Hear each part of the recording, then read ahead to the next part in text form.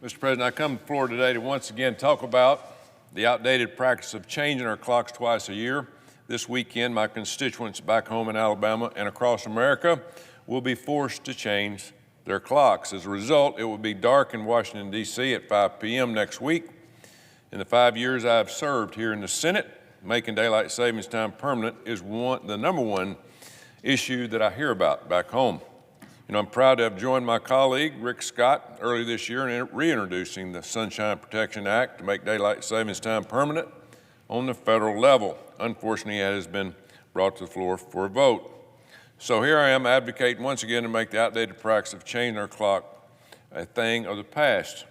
For nearly 60 years, Americans have changed their clocks back and forth twice a year, but the roots of daylight saving time trace back much further.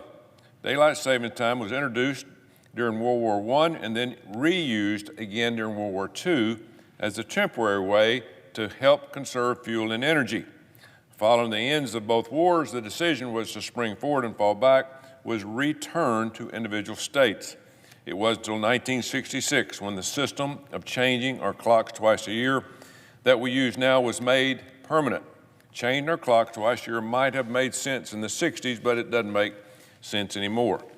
The twice-a-year time change doesn't make sense today. We know the devastating impact of the disruption from so-called standard time has on Americans' health. Studies have suggested that disruption of sleep patterns due to time changes increases the risk of cardiovascular disease and physical injury. Northwestern Medical found that the fall back and the spring forward are connected to a 6% spike in fatal car accidents and 24% higher risk of heart attacks. Think about that. Additionally, the long-term health effects linked to changing our clocks include weight gain, cluster headaches, and depression.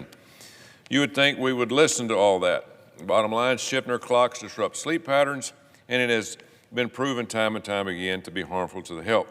Thanks to RFK Jr.'s great work of HHS, a lot of Americans are taking their health more seriously and by trying to eat healthier and to get more sleep.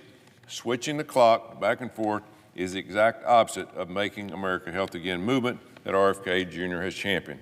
It's bad for sleep, it's bad for nutrition, and it's bad for overall health. And for that reason, I push back and try to get this on the floor sooner or later, and I yield back to my colleague, Rick Scott.